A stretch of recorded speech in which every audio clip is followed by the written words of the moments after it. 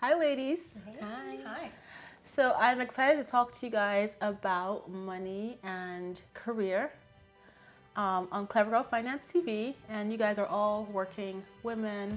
You've been working for several years. And I think that when it comes to career and asking for what we're worth, asking for the value of our work, we sometimes have challenges as women. So I wanted to talk about your careers and negotiation and how you've gone to where you are.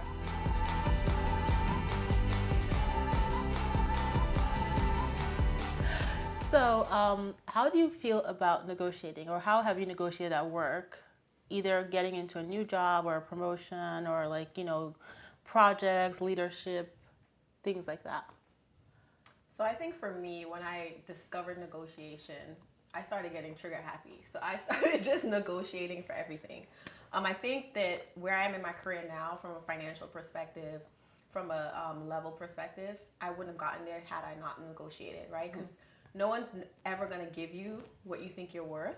And until you become vocal about it, that's the only way they'll start listening, right? So I remember my first negotiation was when I took a step back from IT and I was working for this high-end fashion company. And I looked at the salary because I was making more in IT, and I'm like, how do they think people live off of this? Right? So I went to my manager. I was like, no, I'm gonna talk to her. I was like, listen, I need to make at least $15,000 more than what I'm making now. Like, I can't survive on this thing. And she was like, all right, I'll see what I can do. And she made it happen, right? She didn't say no, and then the exact amount I asked for, she gave me. So it made me feel like, oh, I'm not gonna get a no, so I need to continue doing this. And I think the other times I've negotiated in my life, I've gotten no's, but it also let them know where I wanted to be. And when that position became available or the money was there in that company, they actually rewarded me with like a bonus or a new position or even a salary increase that met my needs at the time. It's really interesting you say that. My mom always said, closed mouths don't get fed. If you don't ask, no one is going to know what you're looking for. So for me, in the beginning of my career, I work in HR. I just never thought that HR professionals make six figures. It's never been something that occurred to me. And so when I got a job, I was just grateful that somebody chose to hire me. And that was the mentality I had for a very long time. I'm just happy to be here. Whether it's giving me more work, and usually in corporate America, when you do very well, they reward you by giving you even more projects, more ownership, and no one was talking to me about the money. And then I started doing I started doing compensation analysis, and I got a chance to see the spread across my team, the spread across different teams, and there was a talk about internal equity, talks about pay equity, et cetera, and just seeing how people stack up against the compa ratio. And I thought, wow, I am grossly underpaid in comparison to the rest of my team. And so I said something to my boss, and she initially said, so do you think you're being paid unfairly? And no, I would never think that. No, I'm happy just to be here. And then I read an article that said, Yep. you've got to ask and do your research and be out there and just letting them know what you're looking for. Obviously, you shouldn't just pull a number out the wazoo like the millennials do these days. What do you mean? Like people in your generation, the millennials. Millennials, I like to think of myself as a Gen Y. Right. And so you got to do the research, but ask for it. So I started asking. I may not get what I came in with, but people are happy to meet me halfway. Like you said, sometimes I will just ask and wonder, oh my God, and it's okay. Yeah. I'm like, oh, okay, or no, we can't do that right now, but we have another cycle coming up, and we can look at it and meet you halfway. We can give you a market adjustment and then work you closer. So it's always important to ask and then see where it falls. Yep. I haven't exercised that yet, but I am learning. I did work for many years at a non-for-profit organization, which I loved, but it didn't pay much, and I was working my butt off, but I didn't speak up, so there was never a raise I got promoted once, and it was like a $3,000 raise. And then I learned that a coworker of mine, we were doing the same level of job. She was getting paid $20,000 more than I was. So I didn't talk to my boss. I just looked for another job and left. You're like, bye, Jesus. I mean, they did. When I put in my letter of resignation, they said, hey, we'll try to match it, but they couldn't match what my new job was offering. So I ended up leaving. But I am learning now that I do want raise. I have goals that I want to accomplish. So I'm working my butt off in my new job, and I'll have my appraisal soon, and that's when I will work that muscle, that negotiating muscle. I think it's important also for women, especially women, because men are not shy about talking about salary and what they're making. I noticed that women, we don't do a good job of telling each other what we're making. And it's not so much as to say, oh, this is how much I'm making so people can know your business. It's just so that we can inform each other and encourage one another to ask. If you find, oh, wow, I must be doing something wrong. Well, really, that's how much you're, okay, well, then you know what to negotiate for when you go in. Another thing that's important to note is no one is sleeping in their bed thinking, I wonder if Ola would need a raise. I wish that was the case, right? You have to take ownership of your professional development. Yeah. You have to take ownership of your finances and your earning power. Otherwise, you're just going to be left.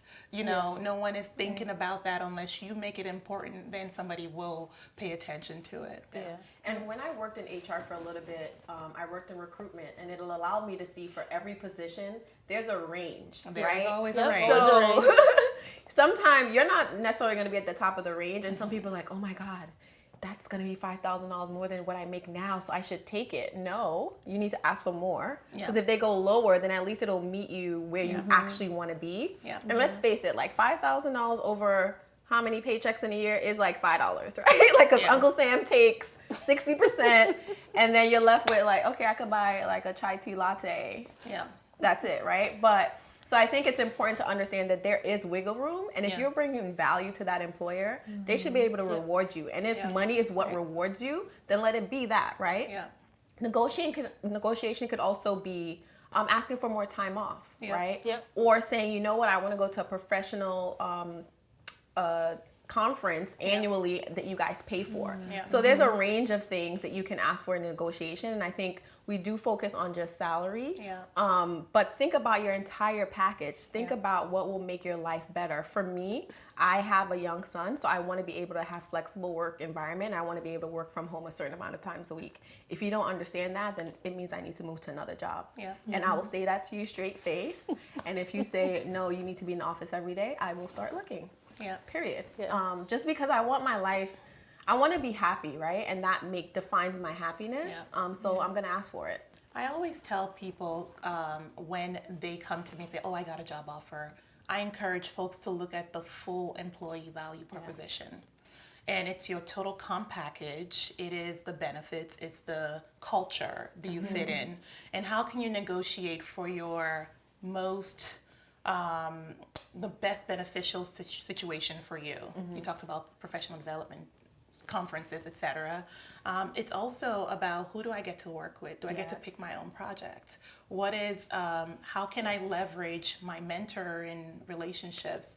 Is the company going to offer that to me? So even if your take-home pay, maybe they won't budge on that because you may be in a nonprofit situation, you can look for other non-monetary situations that would set you up to have a higher earning power potential at the next opportunity. So it's just looking at it as like a business of one. You may be, for my entrepreneurs in the room, that when I always worked for a company, but I look at my job as I run a business of one. So every decision I make, whether I take a job or I want to move with the company, I'm looking at my potential long term. What is my strategy for myself, and am I making enough to really achieve those goals that we talked about earlier? So I definitely agree with you guys. I remember The very first job that I got, I did not negotiate. I was just happy to be working for a top 3 consulting firm. Yes. You know, working in New York City. I didn't negotiate my salary. I didn't even understand what it was to negotiate until several months later.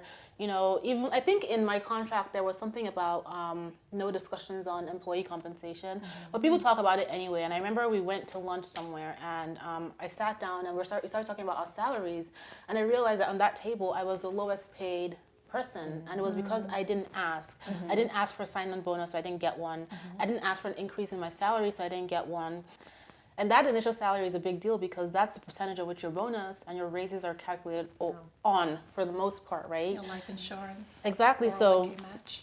after that, I was like, you know what? I'm going to start negotiating. And I remember becoming so confident in my negotiation skills that at my very last job, I interviewed on the phone. I went in for the interview, and my future boss was so excited. I remember him telling someone, you know, we've been trying to hire this position for 2 years. And before I would walk in to meet a VP, Bola's perfect. You know, we've been trying to hire, this is the perfect person. Because the skills that for that particular job coming from technology, there was like a very steep learning curve. And I had this, and I was like, you know what? This is my opportunity. So I got to that job, I negotiated my salary, I negotiated my bonus, I negotiated my vacation. So everybody got 10 days, I negotiated 3 weeks. I negotiated my laptop. I was like, I can only work with a MacBook Pro. I know you guys are all HP users, but that doesn't work for me. I need to have 2 monitors at my desk. I need to work from home. Oh, we don't have a work from home policy. I was like, you know what? Well, I can't make it to this job if I can't work from home. So I negotiated that every week, and nobody else worked from home. And then I got into work on the first day, and I sat on the chair. I was like, oh no, this is not going to work. And I went on Google, and I found my chair, and I was like, hi, I just wanted to ask for one more thing. See that chair there? It doesn't work for me. I need a new chair.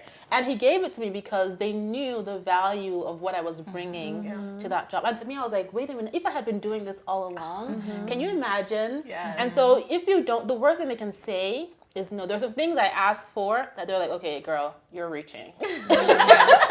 Like, just stop it right now. I mean, I tried to get our team meeting in Hawaii last year. It was a no. But you have to just get in the habit of asking. Yeah. And you never know what would stick. But it's also important to be intentional about why you're asking, because that would also help you really understand that, okay, this is important to me. Like, why do I care so much about the extra increase? Why do I care so much about the conference? What does it mean to me? Right. Outside of just getting away with, like, oh, they said yes, then it becomes a game. But when you're intentional about it, then people will take you seriously. Something to add about that, when you're moving from one opportunity to another, don't lose sight of what you're leaving on the table when you're transitioning. Sometimes organizations would not give you a prorated bonus when you're leaving. So also, outside of just asking for what you want, I think it's important, because for me, what I've done is timing is everything of when you move. So if I know that this is a really great opportunity, but we're getting bonuses in 2 months, I let my new employer know. I'm about to receive this certain amount of money in bonus in 2 months. And then we also have a retention at the end of the year. So this is the total amount that I'm walking away from. Never mind the salary that they're paying you. Obviously, it will be more if you're really good at what you're doing. But this is your walk away, the cost of what it's costing you to walk away from this company, and letting them know about that. And usually, they will meet you halfway and say, we can give you a sign-on bonus, or they would say, okay, we'll make you whole because they really want you to join the company. And I've had that. Somebody told me about that once. And I've been doing it for the last 3 moves that I've had. And it's made a world of a difference for me. Where it's like, not only am I getting that pay increase, I'm also getting a sign-on bonus that I can just chuck away into my savings or whatever. And that makes it even more tangible for you. So I have a question for you ladies, and it's basically around getting to that point where you're able to have the negotiation, right? So you guys have negotiated the better benefits, the better salary, but I think a challenge that many women face is sitting in that room or typing up that email stating why they deserve this better salary, right? So you want the better salary, you want the benefits, but how do I, as someone watching this, build up that confidence or I don't even know what the word is, but just get to the point where I can confidently state why it is that I deserve this raise, like my accomplishments. Like, how did you guys navigate that, right? Because you have to be able to prove why you deserve this. And I think that's a challenge that many women face. Like, I know I'm good at my job, I do this really well, I've done all these things on my project, but then when annual review time comes or the self-assessment time comes, we sit down and we're so humble, and that humility works against us because the boss looks at us like, oh yeah, that's all she did, whatever, this person did more, I'm going to promote them or give them that raise. So how are you basically hyping yourself to get these raises, and what were the things that you did that made you more comfortable / confident to do that? So a few things that I do is, first, I talk to a mentor, right? She's a senior vice president of HR, and now she's a chief HR officer for a company. So I try to talk to her about what I'm thinking about, if it's a good time to negotiate, because I also negotiated a retention bonus once. And she gives me her idea from an HR perspective, right? And then I think with us women, we tend to say, okay, this job description says you need to do 8 things or 10 things, and we're like, oh, I only met 8 or 8.5. I didn't really quite do all of it. And we think we're supposed to go above and beyond before they compensate us. Whereas men say, That's oh, so this true. says 10 things. I can do 3 of these really well. I've done 3 of these. And they're like, but they should still pay me $150,000 because I do 3 out of these 10 things. I can fake the rest. Exactly. Who cares? So one, realize that you are doing more than you should be doing for that role, right? Or in comparison to some of your peers. So, and you have to talk yourself through it. Take a piece of paper and write down, what have I done, right? You're going to do this? Yeah. I have been, actually, okay, good. yes. What are the outcomes, right? They want to know, what are the outcomes? How am I making this company better? Because then you need to be able to articulate that when you're on the playing field. I also like to do my negotiations either on the phone where I'm talking to someone or in person. I prefer in person just because you kind of see the body language and kind of thing like that. And you should always also have a number in mind, right? Like, do your research and have a number in mind. The first time you're going to do it, there is going to be fear. Your heart is going to race. Your armpits are going to sweat. You're like, oh my God, what am I about to do? They're going to fire me. Like, you're going to think that. But I read a book one time and I saw a lot of 6-figure and above women. They kept saying, I was so full of fear, but I did it anyway. So push past the fear and take that one step. And I guarantee, even if they say no that first time, it'll help you realize, well, maybe this isn't the place for me. And it'll get you to a point where you have to make a choice, and that's okay, right? Because maybe it's not the job for you, but another job might pay you what you're worth or what you should get. Yeah. So, yes. Another thing that is also good that I do, don't wait until your performance review period to start remembering all of your accomplishments. Yeah. I have a folder on my laptop. Once somebody said, great work, Ola, I file it into there. I make a quick note, really describing what exactly it is I did. Add your data. So let's say you improved a process. It's not just enough to say, oh, I implemented a new benefit program. Talk about the numbers. I moved 250 employees within this business group onto a new benefit plan. I negotiated something percentage reduction in fees. Like, add the data. They want to see numbers.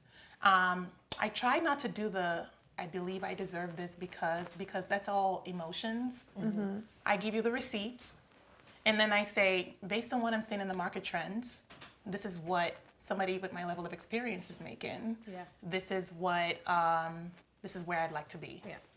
And give, like Chaka said, having your walkaway number in your mind. What is the least you're willing to accept? Now, there's no limit to that.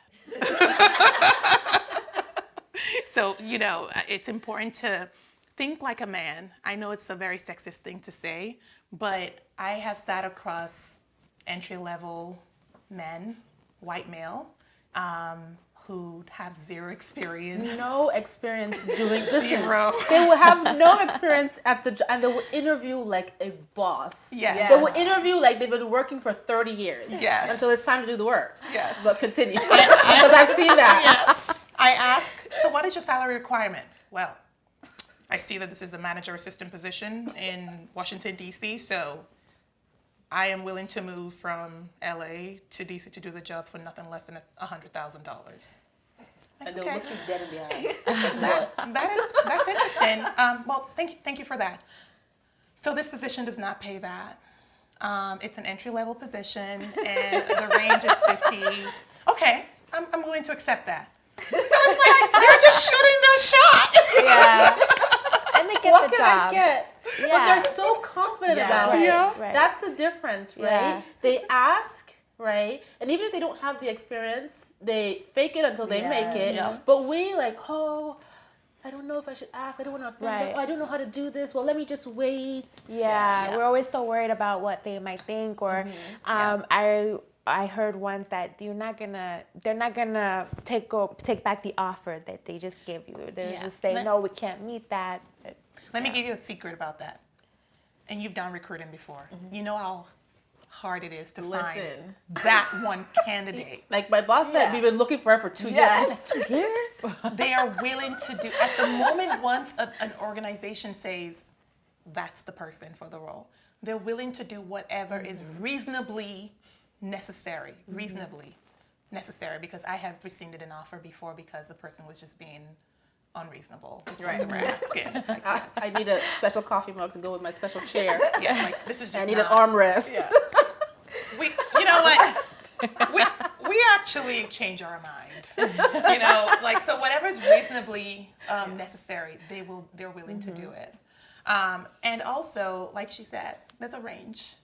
So I've always encouraged, oh my God, they offered me this amount.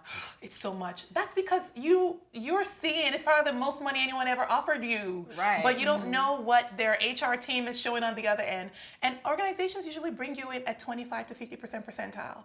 No one's gonna pay you at the top of the range. So on a comp ratio, or if there's a grade, there's a range. So there's like maybe a job goes from 10,000 is the most minimum they would pay for that job to $25,000.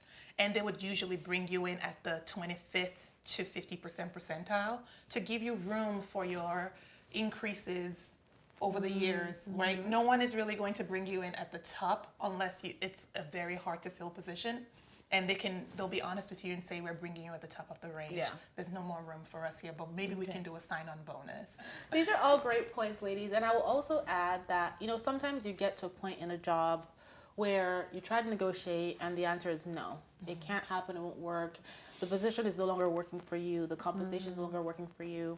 And I think, based on everything that we've talked about, it's also really important that you want to be able to give yourself options to be able to exit a situation or a job that's no longer working for you on your own terms. And that means having money in the bank. It means paying down your debt. It means stocking up on your emergency fund. It means having, your backup money so that if you really need to exit this position, you can leave, right? Even if you don't have something else prepared, knowing that you can give yourself time, 3 months, 6 months to find that ideal position.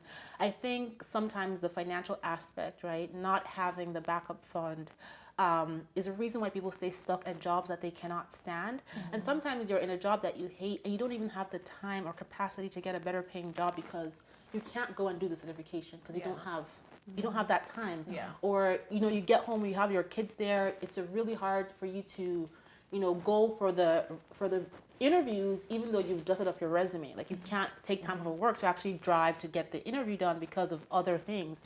So it's important that you have this backup fund, this money there, so that if you're in that situation where you have to exit, you can exit confidently and not be stressed about money. Yeah. So this has been great. I have gotten so many tips. I learned so much. So thank you, ladies, for sharing your stories. Thank you. And your tips and advice. Super useful. Yes, anytime. Yep.